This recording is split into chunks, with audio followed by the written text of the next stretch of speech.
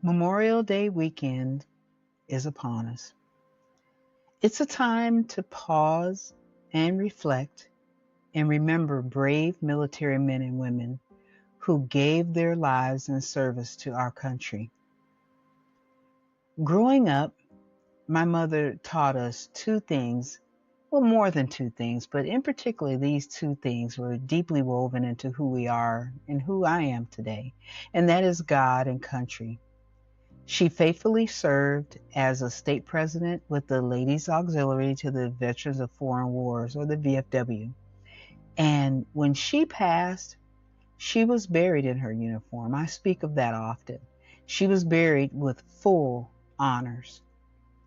Service and sacrifice run deeply through my family. I come from a line of military service members. My grandfather, my father, a brother, nephew, and my husband. I thank God for their willingness to serve. I thank God for the sacrifices made by military families everywhere, all over the country, all over the world right now. And today, I especially thank God for those who gave everything. At this Memorial Day season, I want to pause and salute those who lost their lives in duty and those who lost their lives because of their duty.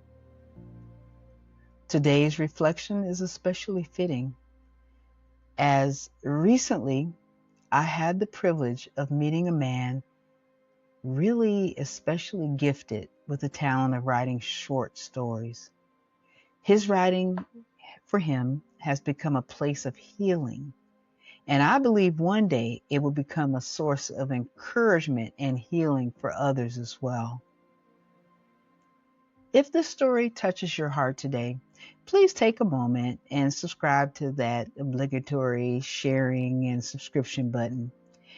I ask that so that the stories of faith, hope, and healing and reflections that I post, that they will continue and that they will remind us of what matters most. Today's Memorial Day reading.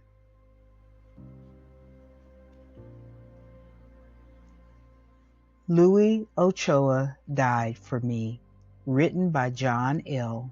in 2024. I knew Louie Ochoa, but didn't really know him. I knew Louie because we were both in the same PE class in high school.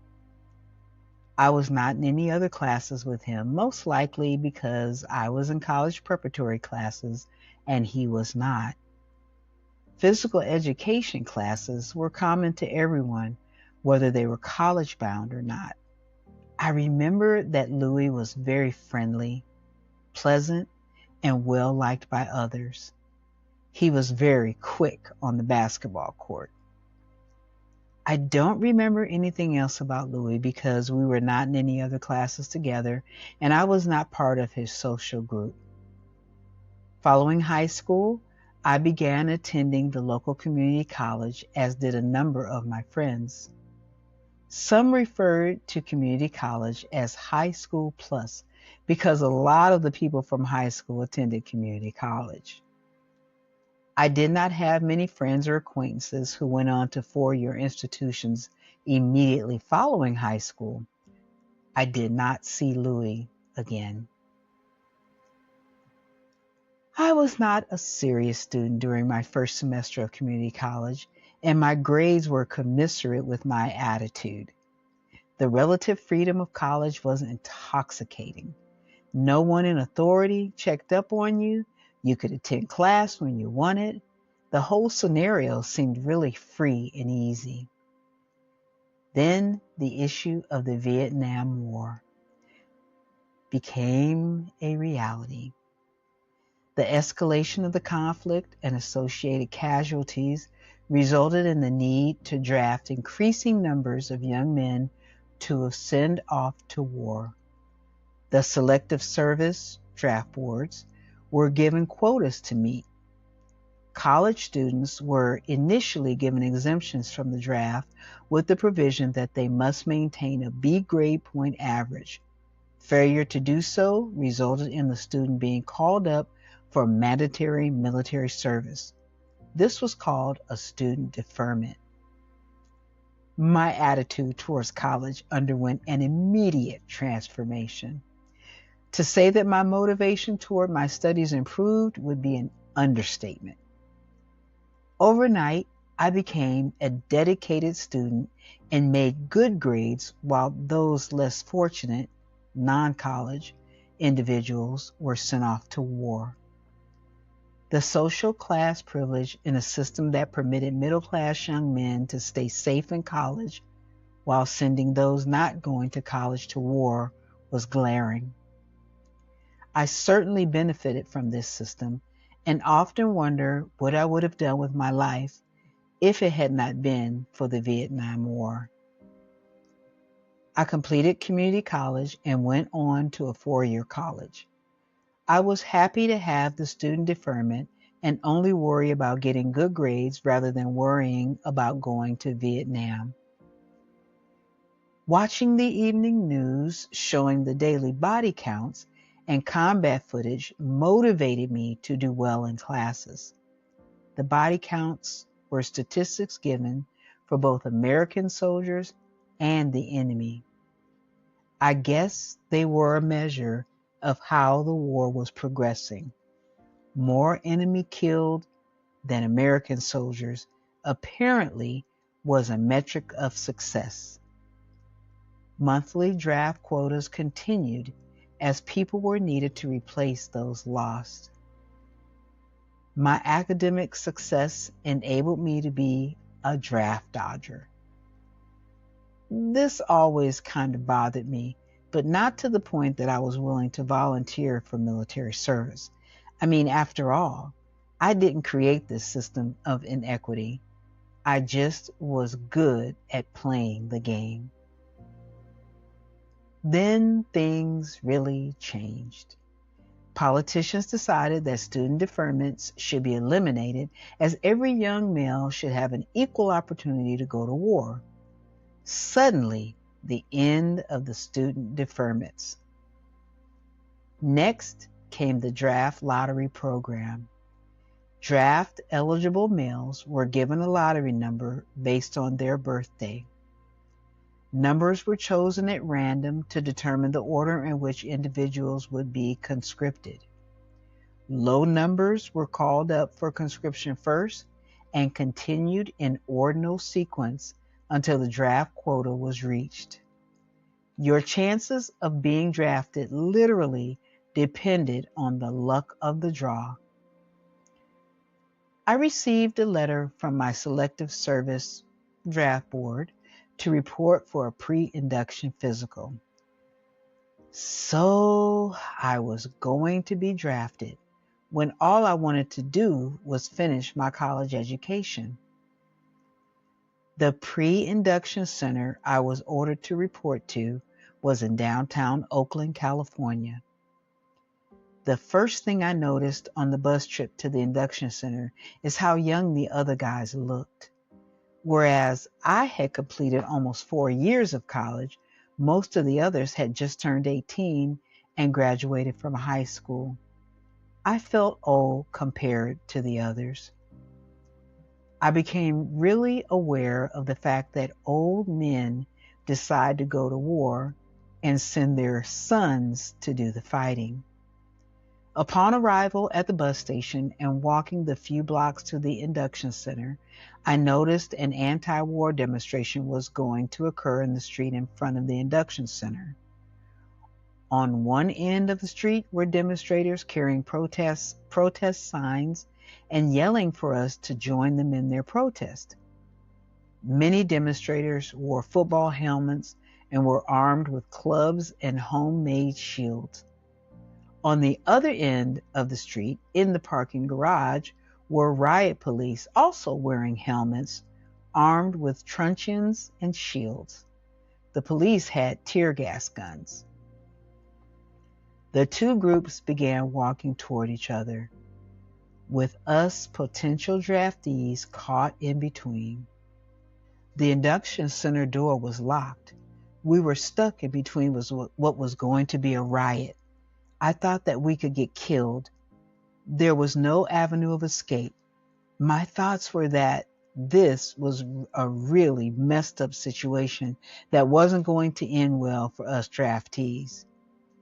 Then someone inside the induction center opened the door and let us in. I never thought that I would be grateful to be inside a draft induction center. Inside, safe from the cops and demonstrators outside. The pre-induction process began. This process basically determined who met the health and physical standards to be drafted into the military. A number of stations were set up to assess some aspect of physical health. At the blood pressure station, I was told that I had high blood pressure. This finding was news to me. I was told to go lie down on a nearby table, relax, and that my blood pressure would be taken again. Upon retake, it was again found to be high. The final station was where you were told about the results of your physical. I was told that my blood pressure was above the military acceptable limit. I was given a temporary medical deferment, I believe 3 months, and told to go to a physician to find out why my blood pressure was high and if the current measure was due to some temporary condition. I was required to return in 3 months for another pre-induction physical. I remember thinking, why would I want to go to a doctor at my own expense to find out if I was healthy enough for the draft? If the government wanted me for military service, let them find out why my blood pressure was high. So I didn't go to a doctor. I thought that high blood pressure might be my ticket out of Vietnam, and I made a concerted effort to have high blood pressure for my next pre-induction physical. I decided that I needed to worry a lot and do things that might raise my blood pressure. I thought a lot about going to Vietnam and talked with guys that I knew who had returned from Vietnam about their experiences. Nobody that I spoke with had anything good to say about Vietnam. I watched the evening news, which reported on the Vietnam War and gave nightly body counts. Thinking that I could be one of those statistics did wonders for my anxiety. In the days leading up to my next physical, I chain smoked cigarettes, I was a non-smoker, and didn't get much sleep. I thought that if I got really tired and stressed out about my blood pressure, it would be high. Well, it must have worked because at my next pre-induction physical, my blood pressure was high. Again, I was told to lie on a cot, relax, and have my blood pressure checked again. While lying there, I raised my feet off the cot and squeezed my hands against each other to create physical exertion. Upon the recheck, my blood pressure was still high. I was again given a temporary medical deferment and required to return for another physical examination. This happened 4 more times. The 4th and last pre-induction physical resulted in me being given a 4F classification. A 4F meant unqualified for military service. I would not have to worry anymore about being drafted. My college life and subsequent career could move forward. Life went on, and I had no thoughts of Louie Ochoa since PE class in high school. I did have some guilt feelings about avoiding military service during the Vietnam War, especially when around military veterans. As there was a required quota for draftees, my elimination from the draft pool meant that someone else needed to take my place. These feelings of guilt eased over time and were not usually troublesome. Then an occurrence brought this issue into focus again. I accompanied my wife while she attended an educational conference in Sacramento. We were staying in a hotel across the street from the Capitol Mall, and as I had free time on my hands, I walked through the mall grounds. I discovered that a replica of the Vietnam Memorial Wall found in Washington, D.C., was on display in the mall grounds. This wall had the names of those killed in Vietnam engraved on the wall's surface. As I was randomly reading some of the names, I saw Louie Ochoa's name. My reaction was immediate and visceral.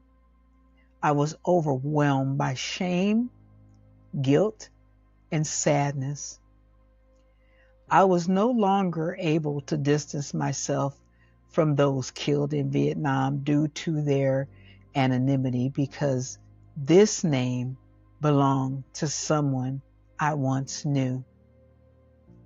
I could see his face and smile as he darted around the basketball court during high school PE. His name belonged to an actual person whose life ended prematurely. I was alive reading his name on a memorial because he took my place. Louie Ochoa died for me.